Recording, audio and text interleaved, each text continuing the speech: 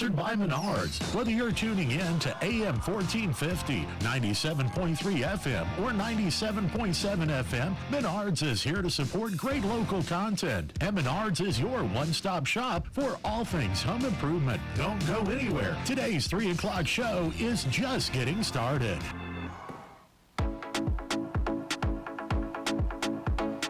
Welcome to Crosstalk. Crosstalk is hosted by two pastors, Mike Flynn and Luke Richardson. They'll discuss faith-based conversations concerning our city, lives, culture, news, politics. You know, everything you're not supposed to talk about at Thanksgiving. All that, and most importantly, the truth. Their aim is to connect with people in our community through real discussions, real laughs, and the truth. And now, here's Crosstalk. Welcome back to Crosstalk. This is Pastor Mike. I'm here with Pastor Luke. I've been gone for 2 weeks. You have? I have. I'm sorry. I had to go. Okay. I had to go away. But I'm back now. And you know what happened during those 2 weeks, Luke? The world has fallen apart. Everything. I feel like it's almost every other week anyways. Yeah, some big things happened. Charlie Kirk was killed. Didn't get to talk about that. But, you know, a lot of stuff happened. Jimmy Fallon, he got fired. Right. Then he's back.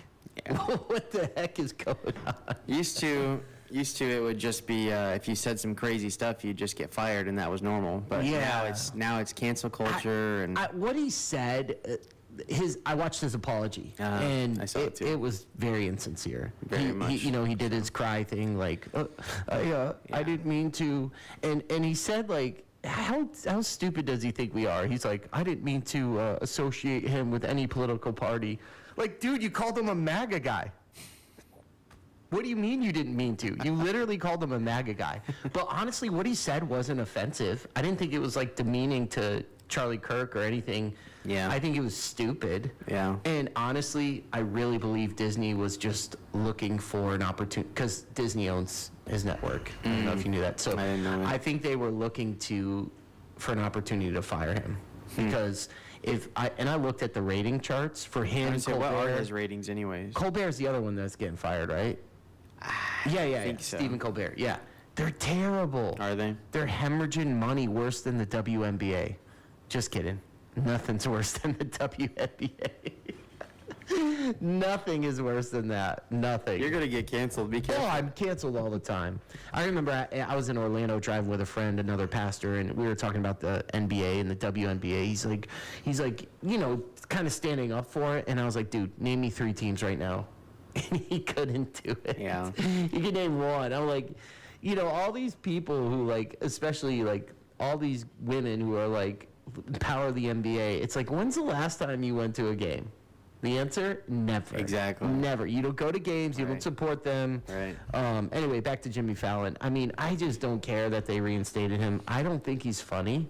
I think he's, like, wildly political all the time. Mm-hmm. And people they're sick of that, man. They're just sick of going to watch late night, and it's just so divided. Well, you know what I think is so interesting, especially about him, is all of the rhetoric about going back and digging up people's stuff that they've said, and, like, go back to the Man Show. Oh, dude, he was on the Man Show. And he are you kidding me? And he was blackface too. You know, he literally did blackface. Like, if anybody could be canceled, it would be him. It's so stupid. It really is.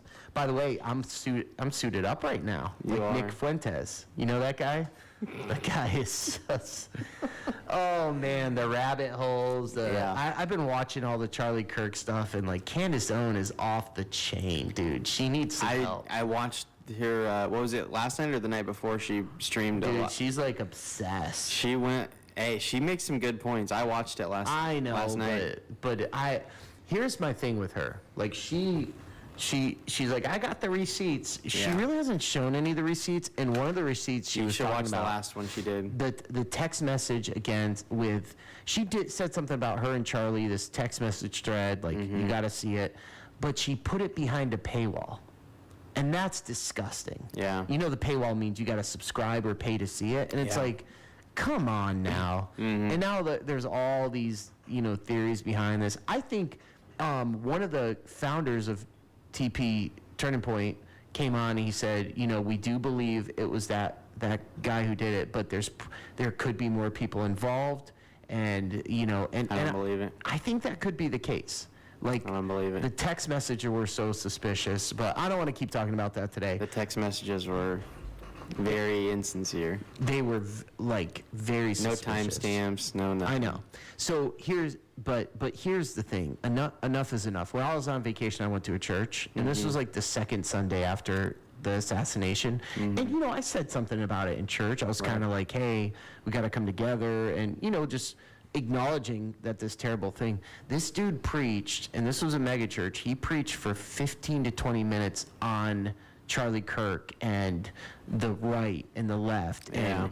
And he even said this phrase, and I turned and looked at Samantha as soon as he said it. He's like, we might get to the message. And I'm like, Heard dude, that before.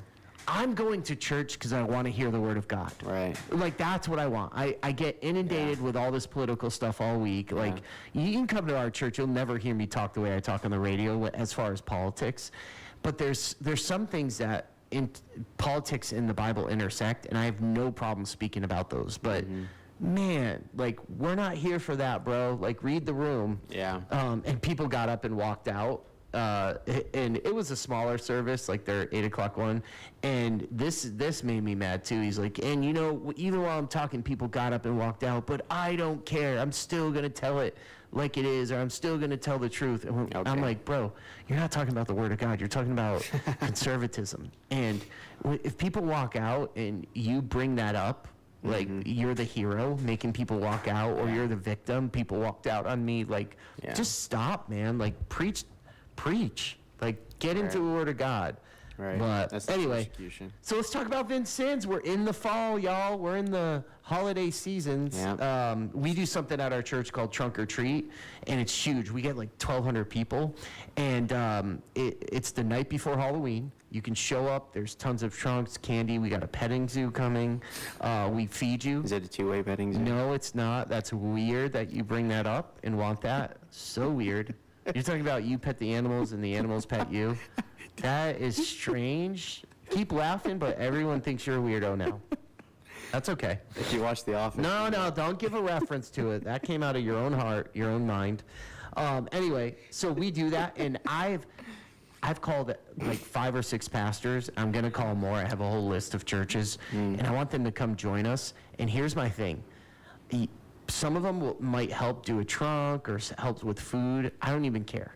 The very least, I want people to come and connect with other people. There are 1,200 people there. Even if we have a huge team of people to connect, we're not going to reach everyone. So I'm telling pastors, come. You can invite them to your church. Like, I don't care about them coming to my church. I care about someone connecting with them and building a relationship with them to be able to share the gospel, or invite them to your own church. So we'll see what happens. I don't know how many people are willing to do that. And, I'm not a guy where it's like, I have an event, I'm inviting all these churches, nobody comes. They're not willing to work with me. Like, who says my event is like the gold standard of what you got to do? But I love seeing churches work together. I love seeing Christians work together. And that happens a lot in this city. A lot of recovery programs and the Jesus Day and different things like that. Yeah. But yeah, so our trunk or treat's happening. It's the night before Christmas in the parking lot. You'll see, or Halloween, yeah, different one. And then I was looking at events, and there's something in Vincennes called the Witches Walk. Have you ever heard of this? I have not. The Witches Walk in Vincennes. So it's show off your witchy style. Does that mean like a bunch of women are going to be mean? Like Mean Girls downtown? I don't get it. Bring your spooktacular decorated witch's hat. Shop downtown for your chance to win. Each participating business will crown its favorite hat. Multiple winners, multiple prizes. So not sure what that all is, but they go down there and preach the gospel that night. Oh yeah, just be that guy. No, Maybe. Well, so it's centered around hats. So I don't think we're doing like incantations or satanic things. But here's the thing. I mean, it kind of just draws that in general when you Witches are real. when you put exactly. Satanism's real, Heck yeah. and Halloween is a very big day for Satanism, and so you really got to be careful with stuff like that. Yeah. Even like trunk or treat. You know, like I've had mixed feelings as a Christian. Like, you know, a lot of churches do trunk or treat because you're like, people are going to be out. What a great way to connect with them. So I'm not opposed to that. But it's like, you know, in our trunk or treat, we say no, like, gory costumes. Yeah. But kids show up in gory costumes. And a couple of them scared my kids last year. And I just told them, hey, we're doing this to try to reach people. Yeah. And, you know, some people don't know the Lord. Some people don't know Christ. And, you know, so, but it's an opportunity. But yeah, do you want to get a witch hat? I will pay you $20 if you show up. Because you can win prizes. No way. Yeah. Also, is today National Coffee Day?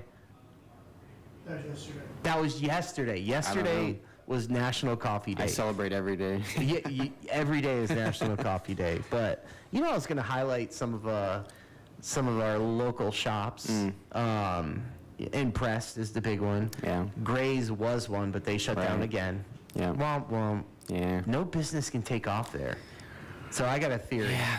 If you're going to run a It's the coffee shop, hours. that you have to have good hours. Yeah, that was part of it. That is part of it. You have to have a drive-through.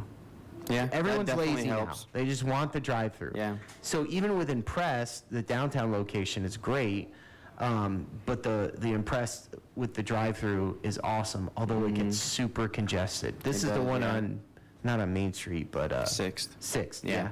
Yeah. The drive-through gets a little crazy. It does, yeah. So and then the big, what's the other one? Java Joe's. Yeah, that's a good one. Fully drive-through. But the big thing coming. The big thing coming up, two Vincent's. Dunkin' Donuts and Starbucks. Starbucks and Dunkin' Donuts. I saw they just leveled that building finally where Dunkin's gonna go. Where's Dunkin' going?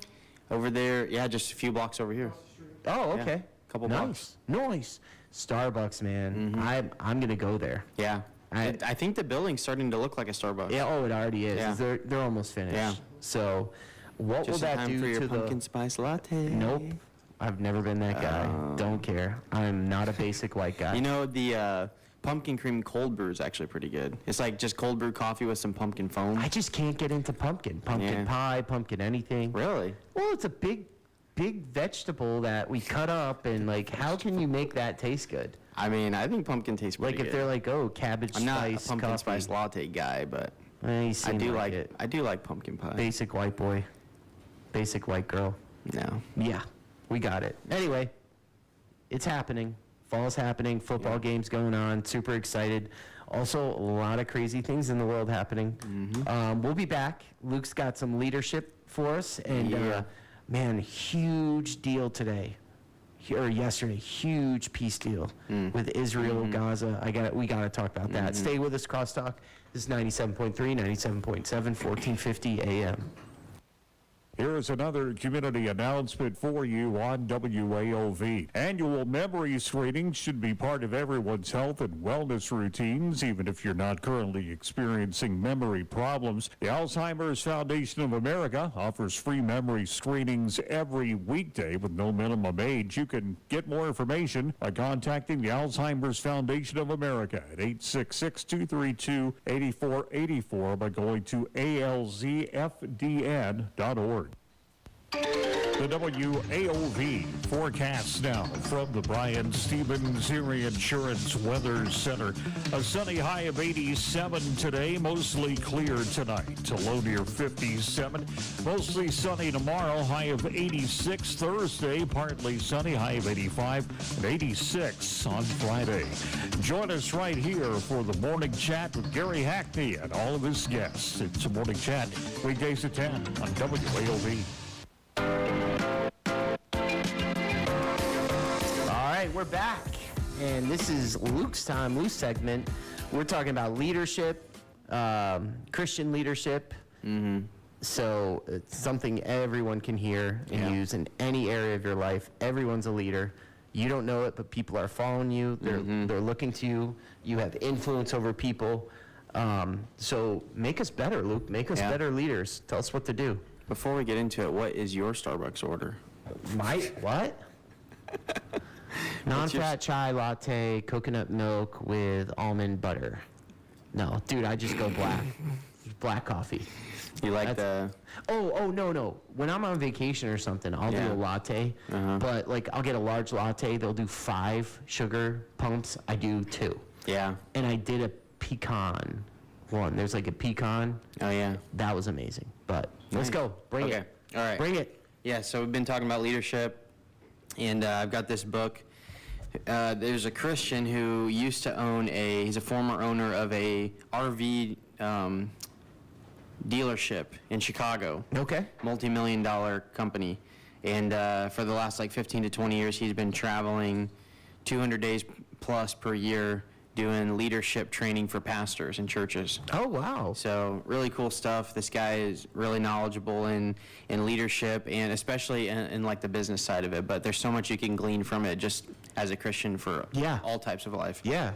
And so this week what we wanted to talk about was changing your mind, renewing your mind. I don't know. I didn't have like a concise statement, but just like the way you think and why you think and what that does like for your leadership. Yeah. So kind of a broad topic. So we're going to hit a bunch of different things here, Thoughts. but How yeah, but- thoughts impact your leadership. Right, because Yep. when you change the way you think, it changes the way you speak, it changes the way you act, it changes the way you feel, it changes the way you live. Yeah. Based on your thinking, True. it all starts with the thoughts. I think somebody, could think, okay, whatever's in my mind is fine as long as my actions don't Right. betray it. Because, Right. dude, we all have crazy thoughts. Yeah. Yep. Crazy thoughts. Yeah. Bad thoughts, good thoughts. And for me, what I've always learned as a Christian is not to dwell on the thoughts. The thoughts are Right. going to come. Right. But if you dwell on those, even though no one could see, you never act on it, Yeah. but dwelling on those thoughts could be extremely damaging. Yeah. I talked about it in my sermon, not last Sunday, but the one before that. Yep. How it's when you let the thought carry you someplace that you shouldn't go. Yeah. That's where Wow. that's where lust is conceived and sin is given birth to. Definitely. And so Jesus was tempted. I believe he had bad thoughts that he just immediately got rid of. Yeah. Because not every thought is from yourself. And so sometimes thoughts are implanted by the world or by the enemy. And the bad thought's not the initial sin. It's what you do with it. If you let it carry you to a place Yeah. you don't want it to go. So. Yep. But anyways. In the garden, Jesus must have been thinking a lot of Exactly, things. right? Yeah. And for him to even say, Right. hey, if it's possible. Exactly. We Sweating think of blood. Jesus, I mean, he was so separate from us, but we think of him as just as God and not as a man. Like too. Superman. Yeah. And Yep. so it's crazy, but yeah, he was tempted by thoughts, impure thoughts that he didn't get course. entertained and he got rid of. So He's tempted every way we Yeah. are. Yeah. I'm like, was Jesus tempted by like women?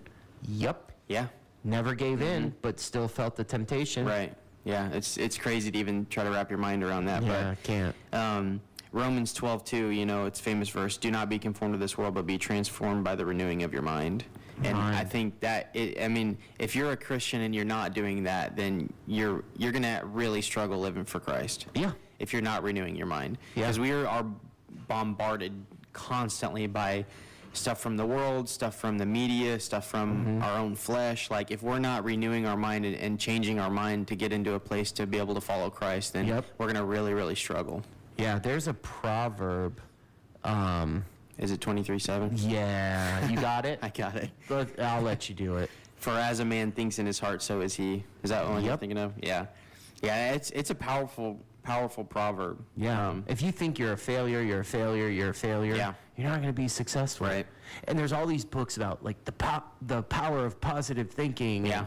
But it's true. Yeah. It really is. Like even cancer patients who lose hope, who don't pray, versus cancer patients who are like positive. We're going to Yeah. get through this no matter what. I'm going to be okay. Yeah. And they have prayer. They've done medical studies on this. They're better. They have Yeah. a higher success rate.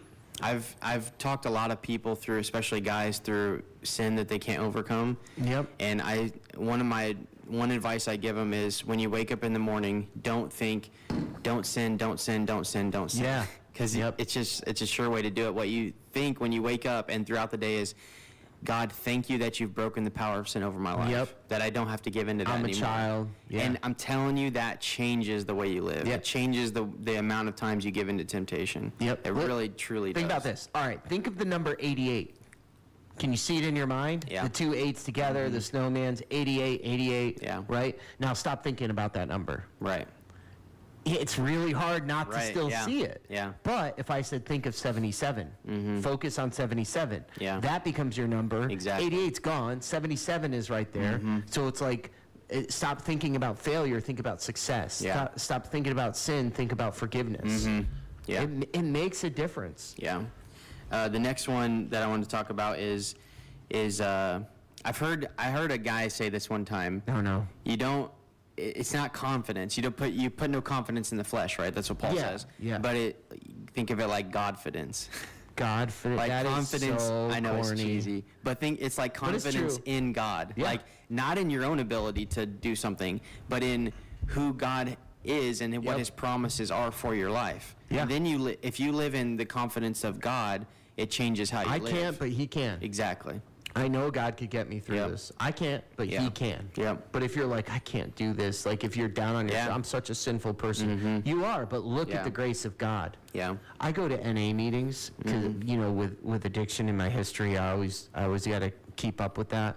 And the one thing I don't like about NA and AA is, I'm an addict. I'm an addict. Right. I'm an addict. Just speaking that over Yeah. yourself. Now, it works. I've seen so many people, but it's acknowledging that you have addictive tendencies. You want to do that. Right. But not and I get why you label yourself so you never let your guard down. Right. And that works. So I don't think they should change it. But Yeah. man, if you just think this is who I am, that's my identity. Man, my identity is I'm a child of God. Right. So much more than that. So much more. So you just got to be careful. I love Ephesians 3:20. God is able to do immeasurably more than we could ask or imagine. Woo! That's my life verse. I love that verse. That is my life verse. And I thought I was brought to a story in the Old Testament that this reminded me of just like having the confidence. I mean, you think about all the military, all the battles that happen in the Old Testament, like where they're just going for it because God's told them, I've given the enemy into your hand. Yep. And they just go for it in confidence. But David,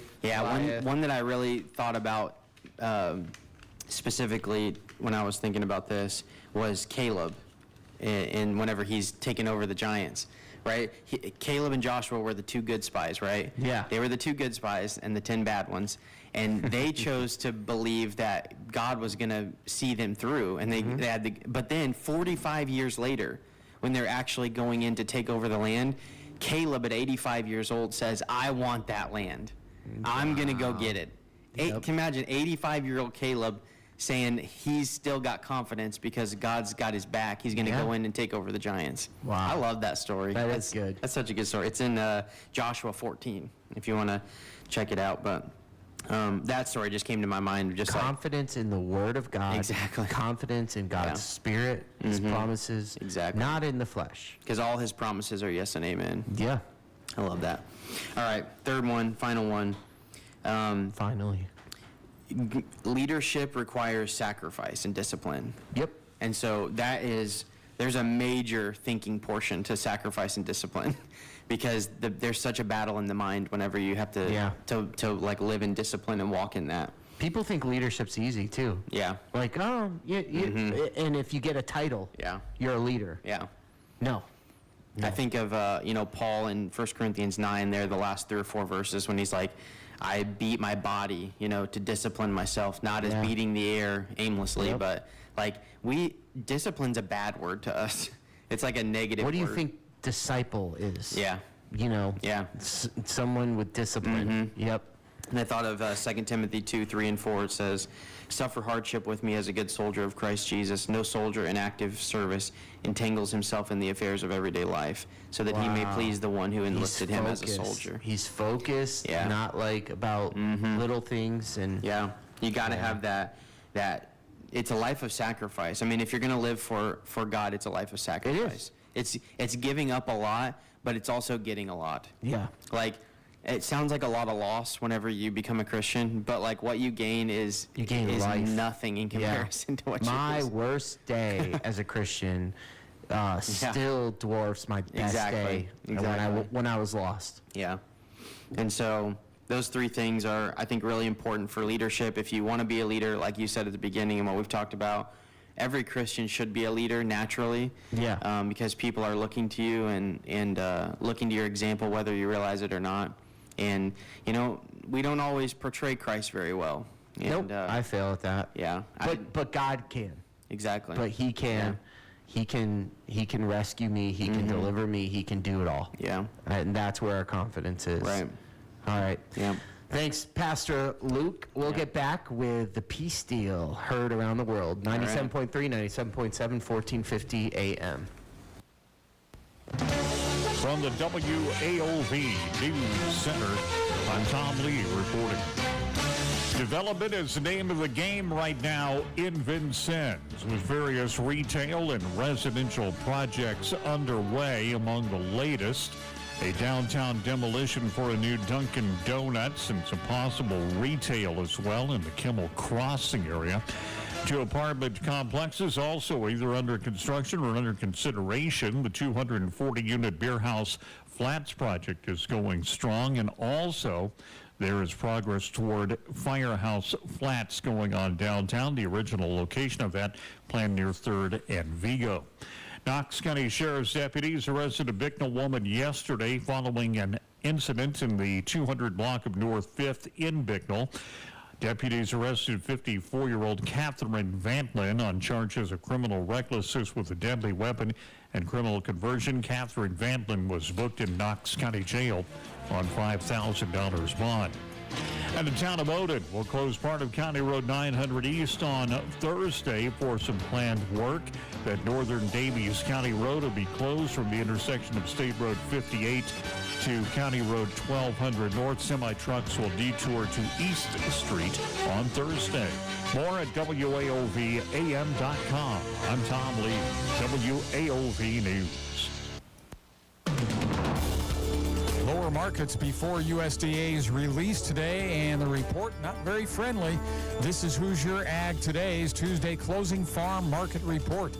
USDA put quarterly corn stocks as of September 1 beyond even the highest estimate. Soybean stocks just below the average of estimates. Lower markets before the report went even lower after its release. December corn ending down 6 cents at 415.5.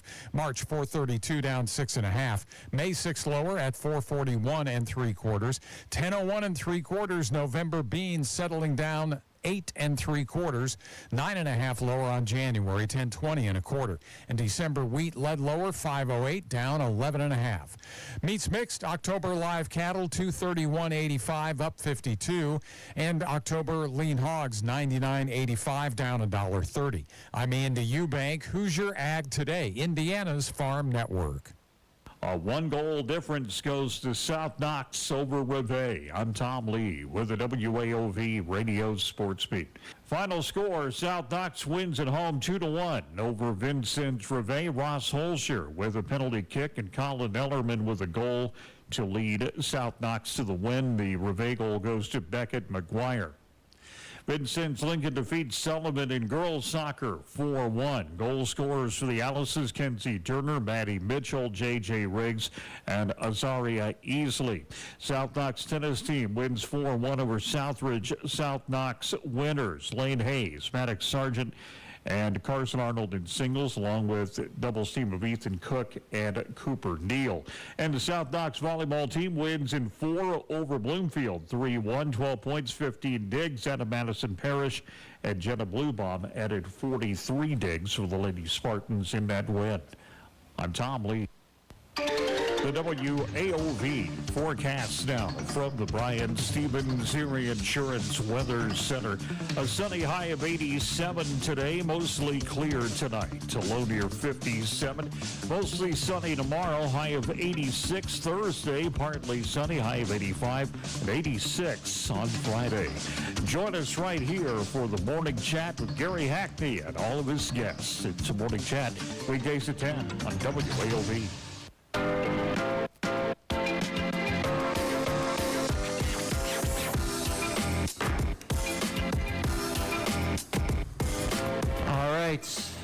The big talk of the town. I don't know if you heard of this, but there is a peace deal in the making. So, Bibi Bibi Netanyahu. I always think of the milk, the chocolate milk, Yahoo. Yeah. So him, the president of Qatar got together, and Trump, obviously Trump's there. This is happening because of me. It's all me. I'm the greatest dealer. No, I'm just kidding. But really it is. Probably would say that. Honestly, there are a lot of things I could say about Trump that are bad. Some are good. Yeah. I think he's been really good with foreign policy. He has. I really think he has. The tariff stuff, I was kind of like, some of that was bad, but overall, like, he doesn't get enough credit for that. Like the Abraham Accords, Right. like, who else has done anything comparable to that? Yeah. I think he knows a lot of, like, what the Middle East needs and how to make deals in the Middle East, and really what that needs is power. Yeah. Like carrot and a stick, here's the stick, we're going to use the stick. And that's kind of what's happening with this deal. So they're making a deal, and there's a lot to it. Let me give you like top 10 points. So a ceasefire immediately between both sides. And this is all in agreement. Hamas just has to sign off on this, and it looks like they're going to. But even if they don't, this is happening anyway. And they even said that. So I think what happened with Qatar is, so Qatar has never condemned the October 7th attacks. Qatar's kind of played both sides. They've never come out and, and they've given refuge to Hamas and their leadership, as noted in the last airstrike in Qatar, right? So Bibi went out and apologized to Qatar. He spoke with the president and the prime minister, whatever it is. He apologized for what they did. He made a commitment to never do that again, which I don't know if they will or wouldn't, but I mean, to be honest, I don't care that he did that. Like, I think it's okay to do that. You know, you got Hamas terrorists living there, and but they did kill a serviceman, a Qatari serviceman, so that was bad. Yeah. Anyway, the hostage prisoner exchange. So Hamas is going to agree to release all hostages, including the bodies of the dead ones, and Israel is going to release the Palestinian prisoners. Then Hamas needs to disarm, dismantle all weapons and military infrastructure and tunnels, including. So there'll be no military whatsoever, completely demilitarized in Gaza. Exile option, so Hamas members can disarm and stay peacefully, which I think is a bad idea, or they can leave Gaza safely. So Israel won't attack them, they won't go after their pagers, which was still brilliant. And they'll set up a transitional government. Now, this government, there has to be a board of peace. So it can't just be up to the Palestinians to put together a government, because Hamas could just get in there. It'll just, So there will have to be foreign people on that board to promote transparency and to make sure, because people sent millions and billions of dollars to aids over the course of the time, not just during the wartime, but over the course to Gaza. And it all went to terrorist tunnels. It all went to weapons. Yeah. I mean, they had factories building missiles, right? So how are they going to stop that from happening again? They have to have people, and Trump even mentioned Tony Blair being on that. But Trump did his Trump thing. He's like, and the greatest person on this board will be me. Not that I asked to be that, but they asked me to, and I know I got a lot of going on, but I will be on that board. So, but there has to be people overseeing, and other Arab countries need to step in and help oversee, and because there's an opportunity. Israel's going to withdraw completely, and not right away, but as benchmarks are met, they're gonna pull back completely. Palestinians, the PA, the Palestinian Authority, they're gonna have to come together, and Israel did this and was like, okay, we're done. We're not going to have a soldier in there. We're not going to have a police force. They did that, and then the Palestinians elected Hamas, and Hamas was just terrible. And it was a patsy. It was an arm of Iran and different people, and so this has to happen over again, and there has to be stability. And they even in the peace agreement, they even talked about training a peace force, like police officers, Palestinian police officers, and other Arab countries coming in and helping train, because that has to happen. And so once stability and security and is good, once it's maintained, then they'll start with some kind of governance, some kind of policy and political governance for the Palestinian state. So it's a big deal that they're at this step. So basically, what they've said is Hamas signs this deal, and then we move forward with it. And if not, they're moving forward with it anyway. There are some parts of Gaza that is still under control of Hamas, and so they're just going to wipe them out completely, which they're already doing. So the parts that are under control of Israel, they're going to invoke this plan with those parts that are under control. But if Hamas signs it and gives all the hostages up, they'll do it for all of Gaza, which is, I think, is what they need. People want this to end. Trump wants this to end. Right. You know, there's just been so much to this. Yeah. And I know there's tons of people, bloggers, personalities who are like, Israel's terrible, and could they have done this better? Maybe. I don't know. October 6th was just disgusting and horrible. And there's some people who justify it, like, what would you think of years of being in an open air prison? Like, what's the open air prison? What, they can't go into Israel? I think people forget that Gaza is on a border with Egypt. Why can't they go into Egypt?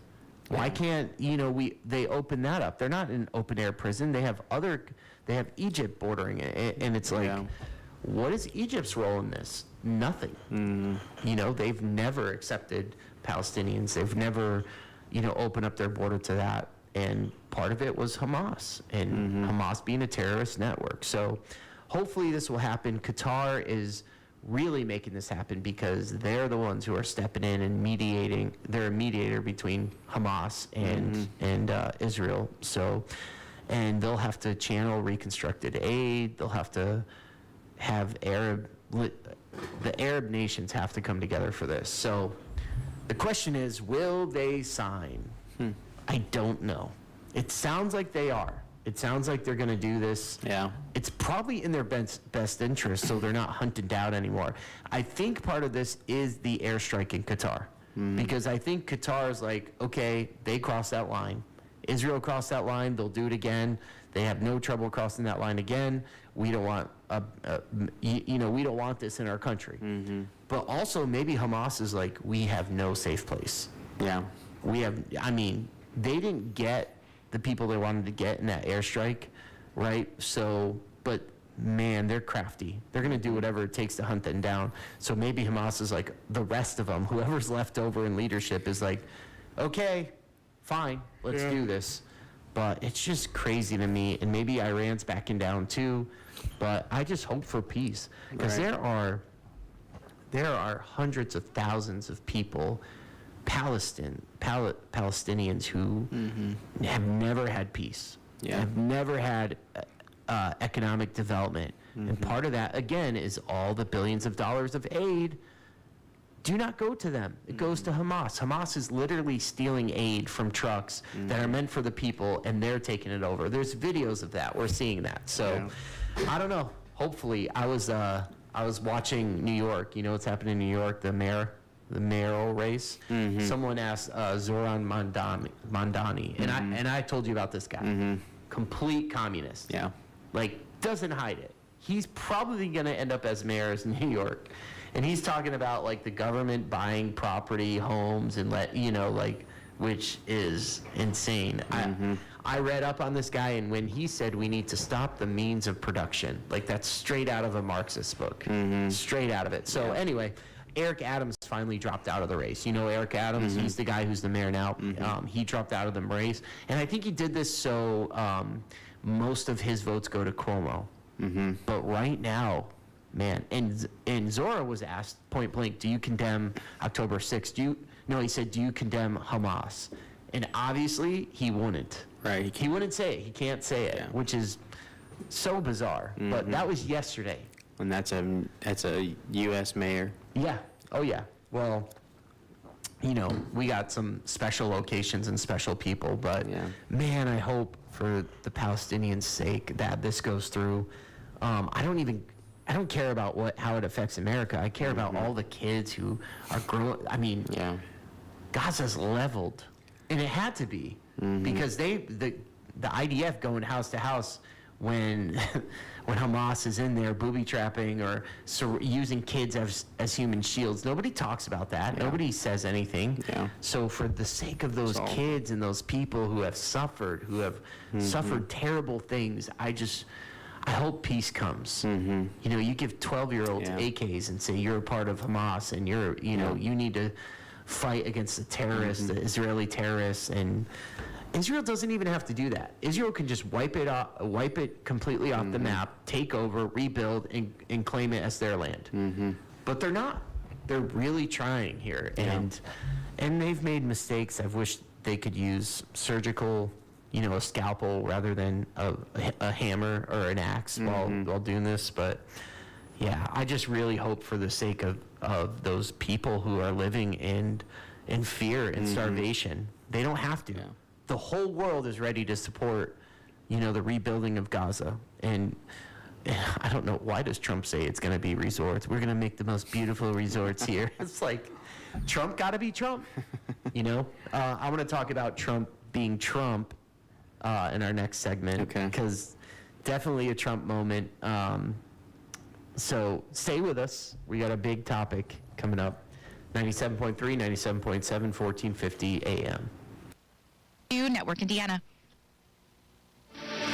Take control of your energy use and start saving with a free home energy assessment from NIPSCO. You'll receive a personalized energy evaluation of your home from a trained energy advisor, and you could get energy-saving products professionally installed in your home, all at no cost. NIPSCO's energy efficiency programs are here to help you learn more and save more. Scheduled today by visiting nipsco.com/free HEA.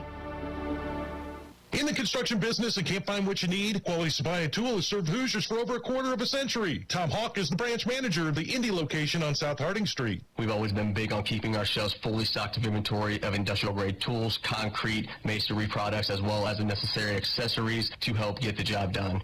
You don't have it, you can't sell it.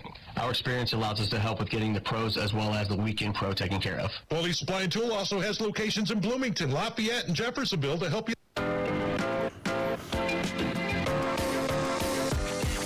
And we're back.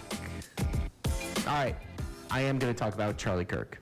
While I was on vacation, I watched the memorial service, not the whole thing, but just the highlights. And I had mixed feelings about it. Like, one, there were some incredibly beautiful moments. There were politicians there were Christian speakers there, they shared the gospel, they did worship, they did a lot of stuff, but the moment that got me and made me cry, and I don't cry a lot, so this made me cry, was when Erica Kirk got up and forgave the guy who, a powerful moment, one of the most powerful moments on national television. She forgave the kid who killed her husband, and I'm like listening to that starting to cry, right?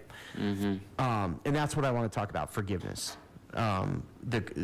the Christian's duty to forgive, the Christian's obligation to forgive. So I want to talk about that. But then Trump gets on, and Trump gonna be Trump, and he's like, Charlie hates Charlie loves his enemies. He's like, I want the best for them, not me. And honestly, that's who he is, though. That's the part. He's not like, we should forgive her. No, he's like, not me.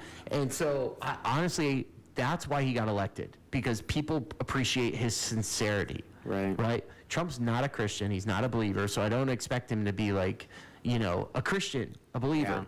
But there were some other things at the memorial service that it was like, it almost made it like them versus us.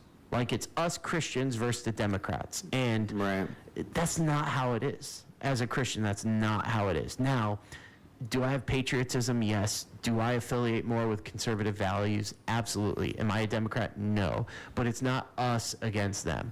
I will vote, I will lobby, I will get into politics as much as possible, but really that's a small part of my life. The big part of my life is forgiving my enemies, forgiving those who scream, who yell, not to develop this attitude where it's us against them. As a Christian, there are two groups of people in the world. That's it, two. And it's not red or blue. It's saved or not saved, believers or unbelievers. Those are the two categories. Right. And we treat each differently, right? But we forgive both. There are some people who would forgive someone who's not a Christian for talking bad, for doing things, but then someone in your church hurts your feelings and you're like, oh, they should know better.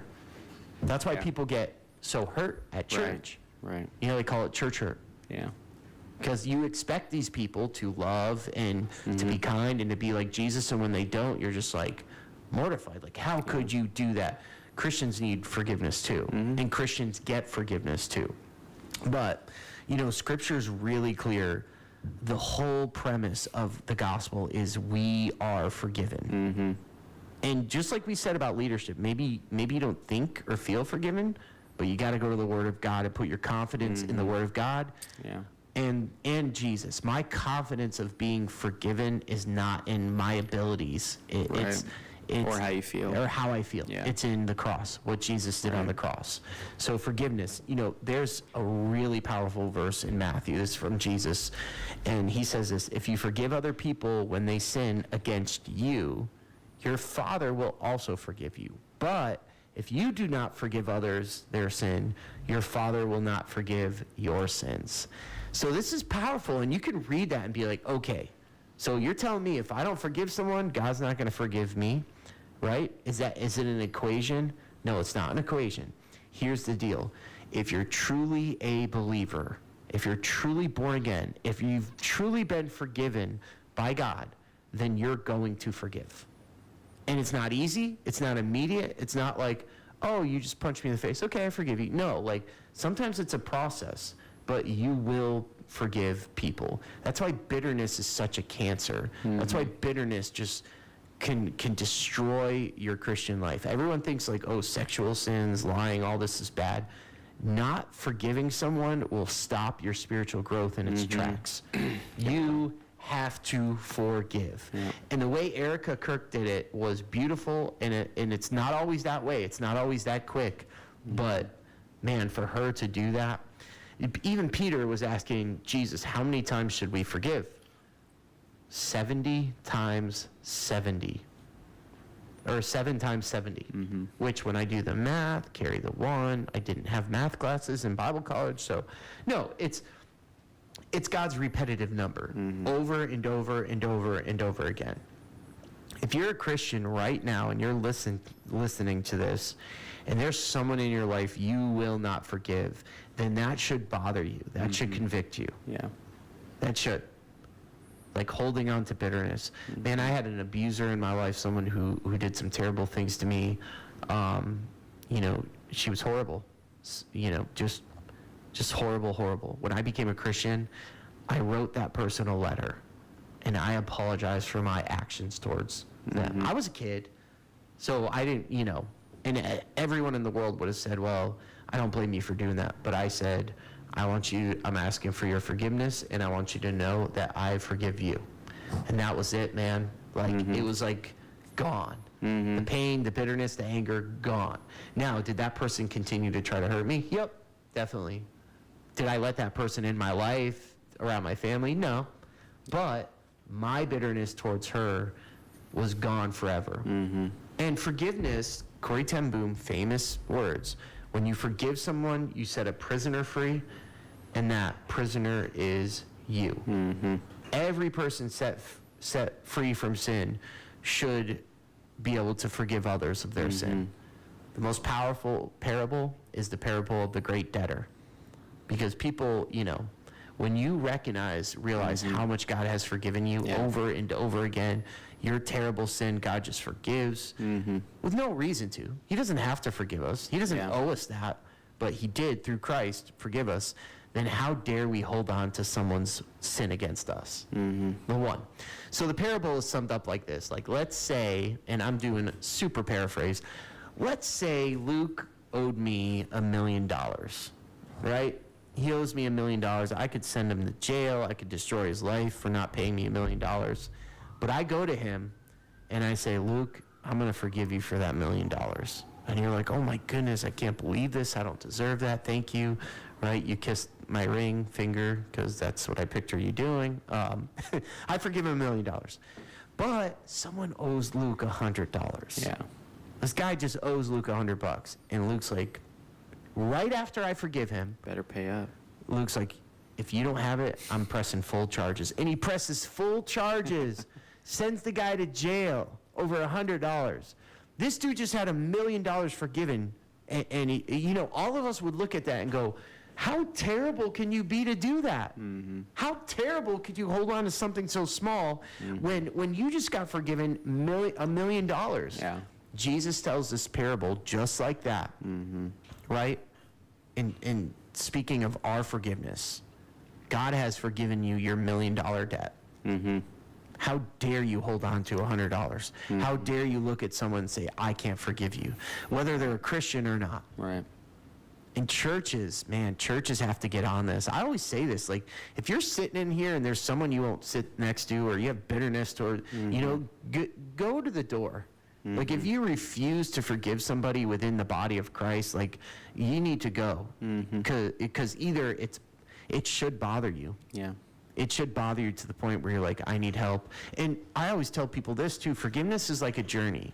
Like, you make up your mind one day, okay, I am going to forgive this person. And you take a step towards that. It's not like instantaneous. It's not like you can say the words. There's a lot of things you can do to forgive people. There's layers to it. There are layers, but you take that first step, and here's what God does. He carries you the rest of the way. I promise you. You take that I could never forgive people on my own. And this is going to come as a surprise to you, but as a pastor, sometimes people in the church say really mean things. Sometimes people don't like your style. They don't like who you are. Sometimes people even try to get you. Yeah. Like, they'll lie. I had a person lie. Yeah. Like a straight up lie about something I said or did. And you know what? I could easily hold on to that. I'll never talk to that person again. I will shun them. They won't get any of my time, right? Like, but how dare I do that? Like, what if God did that to me? So forgiveness is a big deal. And if you're listening, you got bitterness, it should bother you. If it doesn't bother you at all, maybe you haven't received the forgiveness of God. Maybe you don't have the Holy Spirit. That is a true mark of a Christian. They're going to forgive, or they're going to be convicted to forgive. Take that step towards forgiving in person. And sometimes that step will include you telling that person, hey, I've been bitter, I'm sorry, asking for forgiveness. Yeah. Like, things like that, which sound crazy, but that is the center of the gospel. Forgiveness.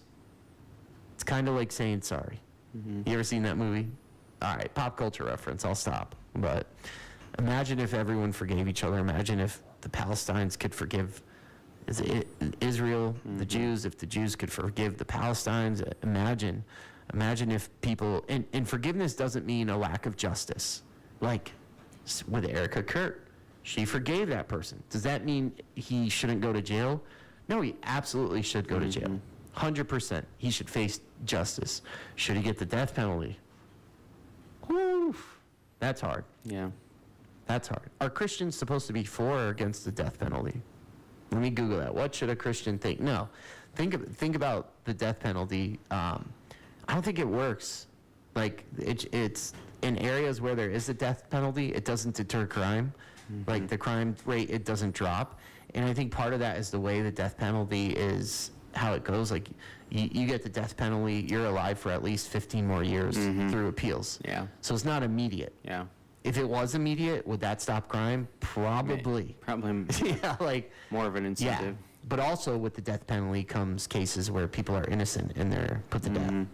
That's crazy. That's sad to me. So I don't know as a Christian if the death penalty is good or bad. I know it doesn't work in our country, but should that person face the death penalty? Yeah, he could. I mean, that's justice. Justice demands that. Now, could he still be forgiven? Even if he's put to death, could he still go to heaven? Could he still have a relationship with Jesus?